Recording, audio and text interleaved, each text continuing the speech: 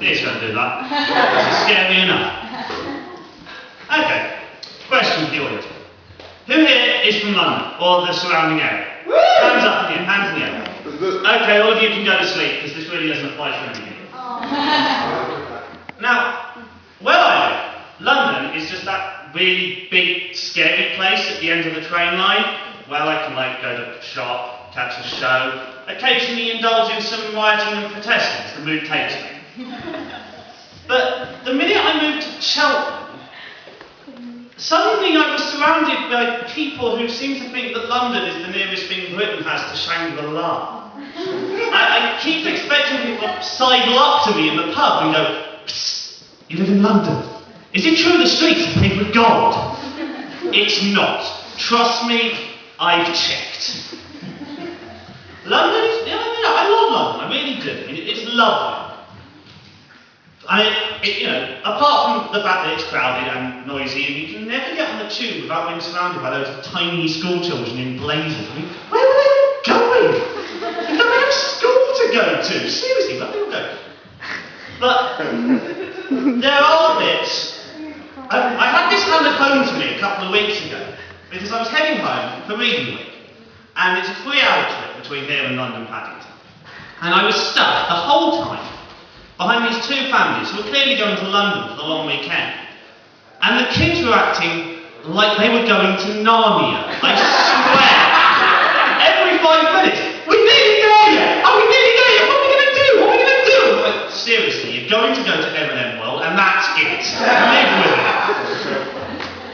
But I like it. I really do love London. I mean, it's lovely. It's got nice, old-fashioned buildings, though not as many as Prague. And more than New York, so it's a plus. And it really is nice. And it has and other thing I love is it's got loads of free museums. Seriously, all of them are free. Except for some reason the aquarium. I don't know how that works. I can go and see the Rosetta Stone at the British Museum for nothing, but I have to pay £22.50 to see an angelfish. I'd love to see the logic behind that. People like fish, don't they? Yes. More than they like art? Yes. More than they like history? Probably. Right, they can go to the National Gallery in the British Museum for free, but we'll charge them to see the sharks. But, yeah, London is brilliant, and occasionally utterly barking mad. Because they've recently introduced the Boris bikes. Technically, they're called Barclays Hire a Bike, but everyone knows them as the Boris bikes because they're rode by our favourite mayor, Boris Johnson. Of a Thomas Hardy novel. But, I mean, Boris bikes, brilliant idea, seriously. Relaxed congestion, isn't polluting, gets taxis off the road. We all know London taxi drivers are insane. But they don't come with helmets. And I don't know about any of you, but I wouldn't ride around central London not wearing a helmet. I mean, that's just death wish. Especially considering the aforementioned psychotic taxi drivers who don't like pedestrians. They seriously don't. I've seen them speed up as I cross the road. Oh look, a pedestrian! But we can get them because, honest to God, there is a law that states that every London taxi cab must carry a bale of hay and a bag of oats for the horse. Yeah. I'd love to be the policeman who tries to stop them and enforce that law. Wait, you, stop! But what have I done? I want to see the bale of hay and the oats. Why? For the horse. It's 2011. Don't care, it's the law. Book it, Reg. And that's not the only barking thing it's true to do in London. Did you know it's illegal to wear a suit of armour into the House of Parliament? What are they defending against? Time-travelling crusaders? But honestly, I don't know about you, but I do not want to be the security guard who has to go up to a guy in a full suit of armour and say, "Excuse me, would you mind taking that off? It's illegal." I mean, what's he going to do? Decapitate me? That'd be terrifying. And if you do manage to get into the House of Commons, you can't die there. That's the law as well. You are forbidden from dying. I mean, what are you going to do?